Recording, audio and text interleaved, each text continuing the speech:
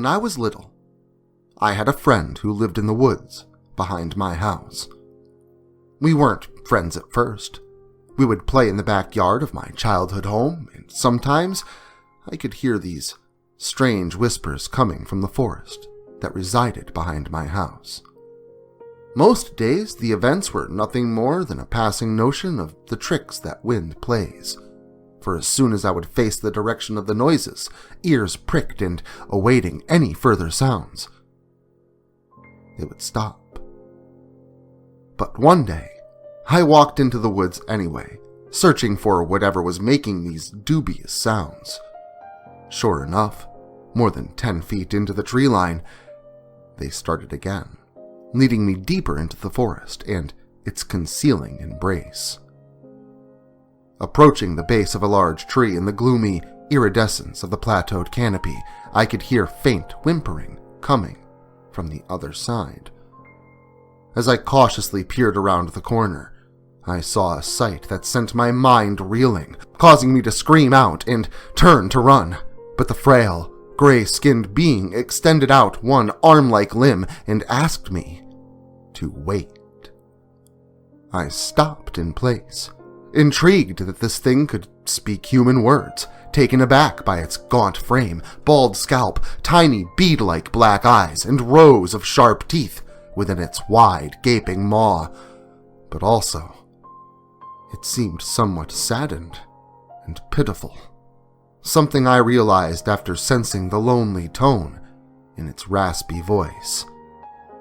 I quivered in fear, and I'm sure part of the reason I did not immediately flee was attributed to paralyzing terror.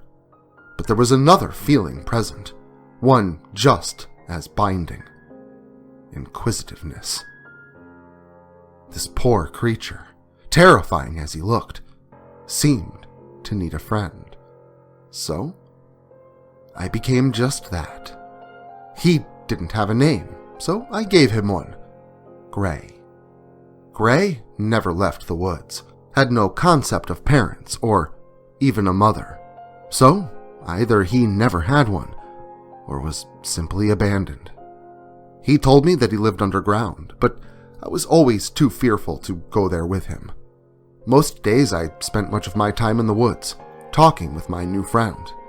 But, as weeks progressed into months, school had finally begun, the weather had gotten cold. I went into the woods to see Gray less and less often, especially once I had made some new friends at school, namely Katrina.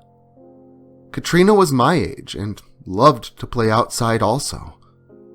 It wasn't too long before I wanted to introduce Katrina to Gray.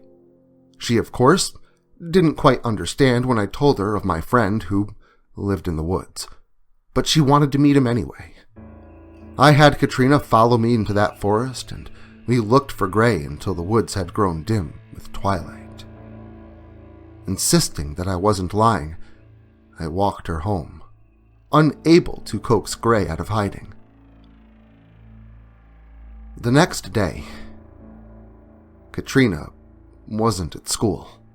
None of my classmates seemed to know why, and before that day had ended, various adults and police officers had come to talk to us and asked us if we had seen Katrina.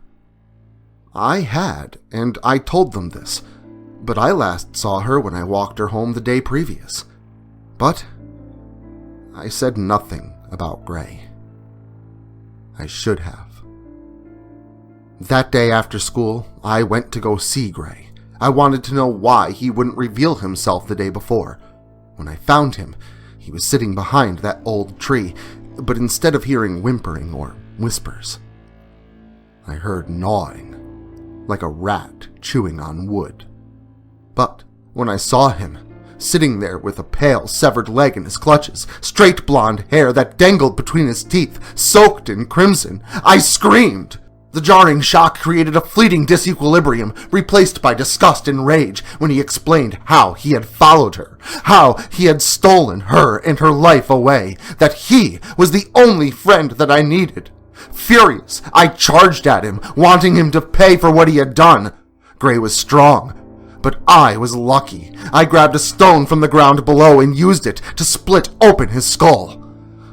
I left those woods at a running pace, never going back or talking about it again.